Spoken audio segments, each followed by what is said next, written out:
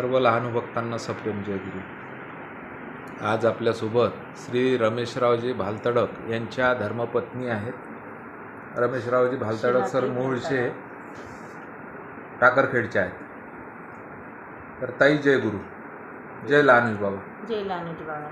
सर्वात आधी तुमचं संपूर्ण नाव सांगा। सौ शीलाताई रमेशराव भालतडक, राहणार टाकरखेडा।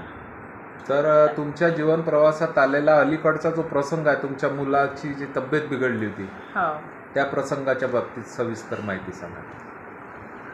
तर काय झालं, माझा मुलगा आजारी पडला होता, अनुराग। बरं।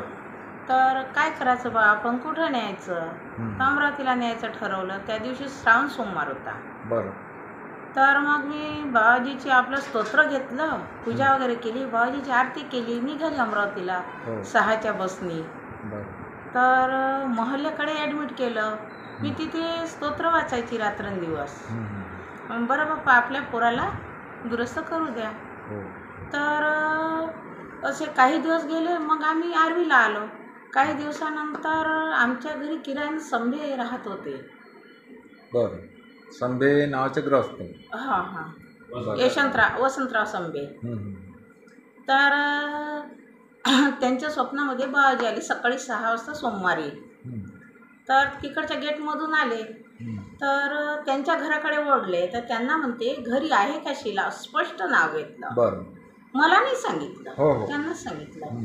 तर ते मग इकडे आले तर इथे बसले सोफ्यावर। तर तू काही कबूल केलं तर काही? मी म्हटलं नाही, काहीच नाही केलं बाबाजी कबूल। तर नाही, आठवून घे म्हणे। मग नंतर लक्षात आलं का मी 5 कपडे करन तुम्हाला। म्हणजे मुलाची तब्येत जर चांगली झाली तर? हो। बरं। तर मग समोर काला होता, त्यांना असं वाटलं का बा मला का दोन्ही याच्यात एकच देते का? काला कोणता होता? याचा जन्मोत्सव, शिवरात्रीचा? हां, जन्मोत्सव काला होता। बरं। तर त्या तशा बस एवढंच दिसलं, बाकी नाही। नंतर मग त्या सकाळी उठल्या आणि मला सांगायला आल्या, अंकिताजी तुम्हाला काहीतरी, तुम्ही लहानोजी महाराजला काहीतरी म्हटलं होतं का अनुरागच्या बद्दल? नाही म्हटलं, तुम्ही आठवून घ्या म्हणे। बरं। नंतर मग माझ्या लक्षात आलं, त्यांना सांगितलं मी। मला नाही सांगितलं त्यांनी, पण त्यांना स्वप्नात जो सांगितलं त्या माझ्याकडे आल्या सांगायला। हो। नंतर मग आम्ही तिथं गेलो, अभिषेक वगैरे गेला त्यांनी सांगितल्याप्रमाणे टाकरखेडला। हां, लगेच दुसऱ्याच दिवशी गेलो। हो का? हां हां, अभिषेक वगैरे केला आणि निघालो। आणि जे कपडे घ्यायचे होते ते घेतले संपूर्ण? जे आपल्या मनाची इच्छा होती, संकल्प जो होता तो पूर्ण केला? हां, पूर्ण केला। म्हणजे मध्यंतरी तुम्हाला विसर पडला असावा? हां, विसर पडला। असं वाटलं का शिवरात्रीत करावा अभिषेक, पण बाबाजीला नव्हतं करायचं ना तसं। एकात एक नाही केलं पाहिजे बा, म्हणून तो प्रसंग दृष्टांत दाखवला।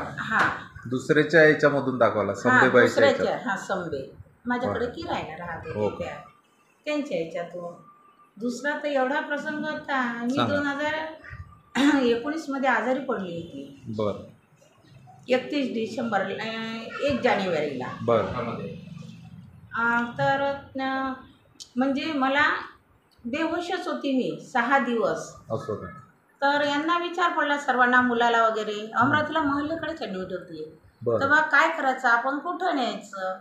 नागपूरला न्यावं का कुठे न्यावं? गुरुवार दिवस होता तो।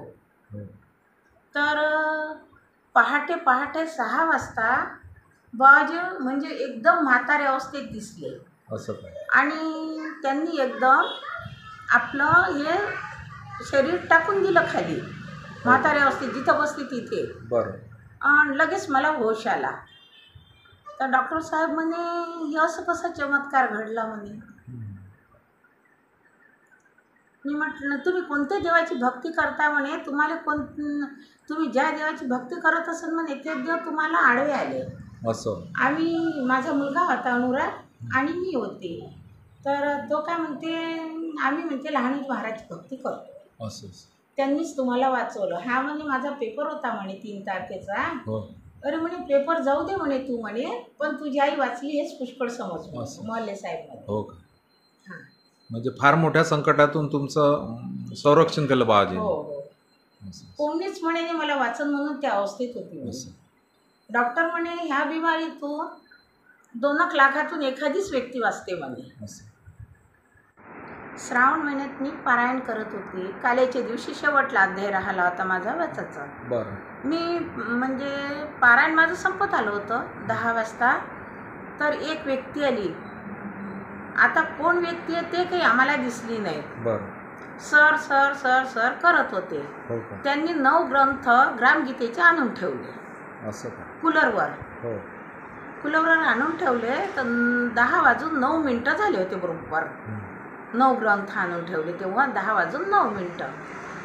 तर माझी पोथी झाली. मी काही उठली नाही, मागे वळून काही पाहिलं नाही. मी पोथीतच गुंग होती. बाबाजीचा शेवटला अध्याय होता 21वा. म्हणून मग मी यांना काय म्हणतो कोणीतरी आलं आणि आवाज दिला. म्हटलं सर सर करून हे पाहायला गेले तर कूलरवर 9 ग्रंथ होते ग्रामगीतेचे. बरं. तर मग आम्ही बाकीचे वाटून दिले. एक ठेवला घरी हो. 9 ग्रंथ. असं का? हां. असा एक साक्षात्कार घडला. हो. जास्त दिवस नाही झाले याला. असं काय? 5 वर्ष झाले असतील. 5 वर्ष. आहे ग्रंथ माझ्याकडे. असं का? हो ग्रामगीता. आणि कोणी आणले काय आणले काही माहित नाही. नाही नाही नाही ते माहीतच नाही. आणि आम्हाला काही हे समजलं नाही. जेव्हा आम्ही काल्यात आलो ना हो. तेव्हा मग अरुण राऊतला सांगितलं, माझ्या भासरेला सांगितलं. बरं. आम्हाला म्हणजे ते कळलं. आम्ही सगळेच सांगतच हो हो गेलो. हो.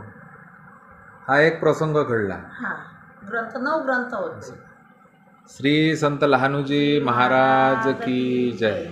तर ताई आज तुम्ही जे काही 2 प्रसंग सांगितले लहानूजी बाबांचे साक्षात्कार याकरता मी तुमचा आभारी आहो. जय गुरु.